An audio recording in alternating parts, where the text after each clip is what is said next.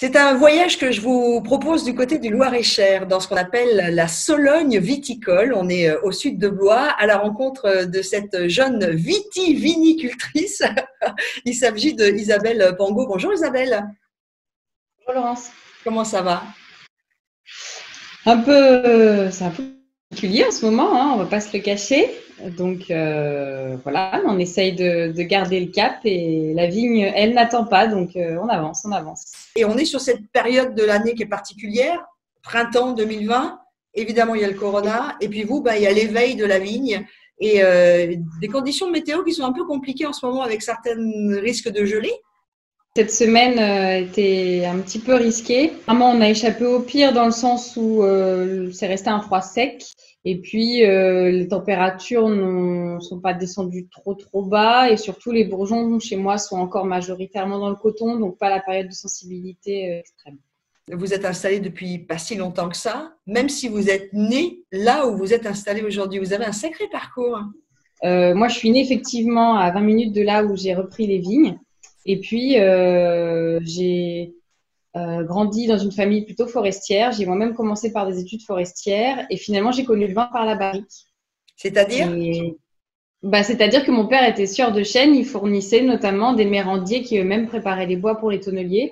Et c'est en l'accompagnant à une dégustation sur les effets d'élevage en fût de chêne de différentes provenances que j'ai vraiment découvert l'univers du vin et que j'ai glissé du bois vers le vin assez naturellement.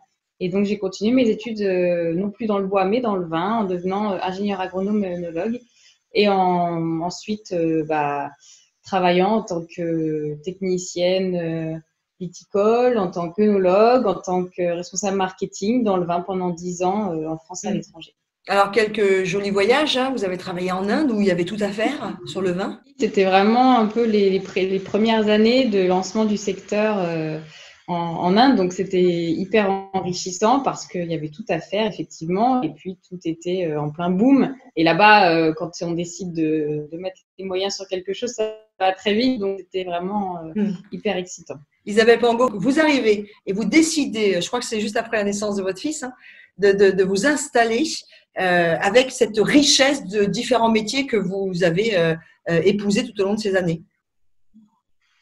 Et c'est vrai que c'est ce qu'il y a à la fois de plus vertigineux dans le métier de vigneron et de plus intéressant, c'est qu'en fait, c'est 12 métiers en un.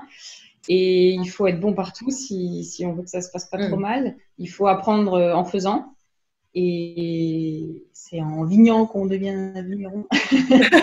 et malheureusement, ça prend beaucoup de temps dans ce métier, l'expérience. On n'a qu'une fois par an pour faire chaque tâche. La première cuvée, le premier millésime 2018 que j'ai commencé à commercialiser il y a à peine un an, qui est épuisé maintenant, donc il a bien plu. Donc ça c'était un beau réconfort parce que c'est vrai que c'est un peu vertigineux au démarrage de se lancer de zéro. J'ai repris ni stock, ni marque, ni clientèle, hein, je repartais de zéro. Faut se faire connaître. On se demande si le travail qu'on vient de faire pendant 15 mois à la vigne, à la cave, tout d'un coup, on le présente aux gens et on est très fébrile. On ne sait pas si ça va plaire. On ne sait pas si soi-même, on va l'assumer devant les gens. Donc, c'était une année intense. Ouais. Racontez-nous les premières sensations. Des doutes en permanence. Voilà, on se couche avec ces questions, on se réveille avec ces questions. On est pétri de doutes. On ne connaît pas encore ses parcelles. On est en train de faire connaissance. On fait connaissance avec du matériel aussi qui n'est pas de première génération. Donc, il y a des aléas aussi, des pannes, etc. Voilà, donc c'est beaucoup de remises en question, beaucoup de doutes, beaucoup de tâtonnements. Et moi, j'ai appelé ma première cuvée instinctive parce que justement, quand on n'a pas forcément beaucoup d'expérience issu du milieu viticole, on ne peut pas demander à son père comment il faisait, on peut se fier qu'à une chose, son instinct, et il faut se faire confiance à certains moments. Isabelle Pangot, je rappelle, vous êtes dans le Loir-et-Cher, hein, vous êtes à Sacey, on est au sud de Blois. Vous avez 14 hectares, je crois, et vous faites quel type de vin et combien vous en faites? La première année, en 2018, j'ai sorti 2 cuvées. Une cuvée de blanc instinctive avec une majorité de sauvignon et un petit peu de chardonnay en appellation Touraine, sur un profil très mûr, très riche avec beaucoup de gras. Et puis une cuvée de gamay 100%, des gamay plus que centenaires, puisque c'est une des plus vieilles parcelles du département, si ce n'est la plus vieille parcelle de gamay. planté en 1894. Waouh! Donc, voilà, il y avait de quoi faire une vraie sélection parcellaire sympa. Phylloxéra, après? Après les toutes premières vignes regreffées. Après les phylloxéra. Ouais, et ça donne quoi, cette vieille vigne? En bouche, en nez, du coup, ça donne quand même une densité qui est le gamay dans la région, un côté épicé, à la fois le fruit et la densité. Donc, c'est exactement ce que j'aime. Isabelle Pangot, vous vinifiez d'une façon particulière? Je récupère des vignes qui étaient en conventionnel. Donc, pour moi, il y a plusieurs étapes avant ça. C'est déjà revenir à un bon sens paysan, remettre toutes les pratiques biologiques. Et donc, je suis en conversion vers l'agriculture biologique. Ensuite, mettre en place la couverture de sol avec des engrais verts. Et puis, la troisième étape, ce sera effectivement la conversion vers la biodynamie. L'AFU, A2FUT, on est à Sacé, donc dans le département 41, Loir-et-Cher. Dis-moi Isabelle, donc tu nous l'as dit, tu as commencé en 2018. Est-ce que tu peux un peu nous expliquer, pour ceux qui ont du mal un peu à comprendre comment se fait le vin une fois qu'on a vendangé, ce qui se passe chez toi quand tu as tes baies, tu as récupéré tes baies et après? Par exemple, le blanc, il est pressé directement. On va vendanger à la main, mettre les raisins entiers avec les rafles, donc la partie ligneuse de la grappe, dans le pressoir, récupérer le jus, le mettre à débourber, c'est-à-dire laisser décanter les particules les plus lourdes. Et donc ensuite, ça part en fermentation spontanément, puisqu'il est le gène.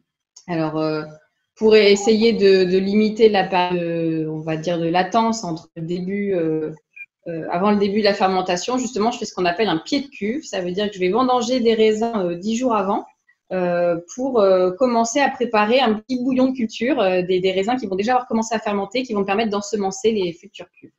D'accord. Pour le rouge, là, on a besoin de macérer avec les peaux. Donc, l'idée sur mon gamay, c'était d'être en grappe entière également, en macérant moitié cette année dans la cuve bois, moitié dans une grande jarre de 16 hectos en terre cuite, avec du foulage au pied et vraiment une infusion très douce pour ne pas surextraire, uniquement quelques mouillages de chapeau.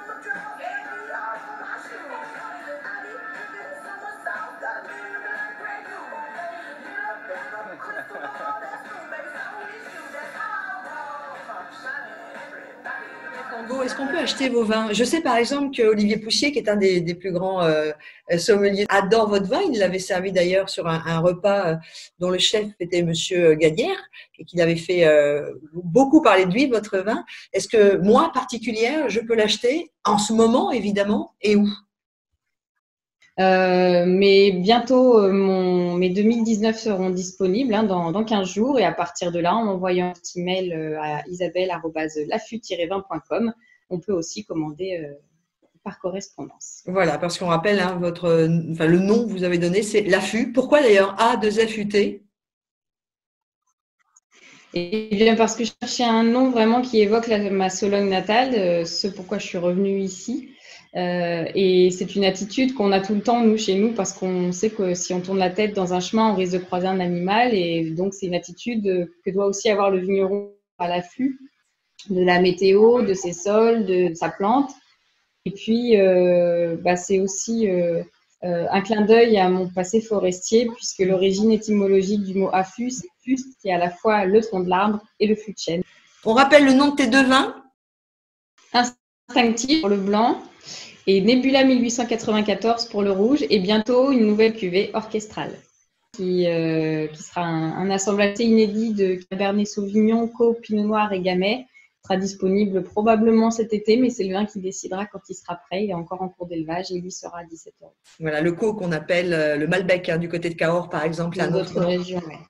Merci beaucoup pour ce joli feu d'artifice en direct de Sacé, Isabelle. On se tient au courant, tu donnes des nouvelles? Merci pour cette sortie de confinement ponctuelle.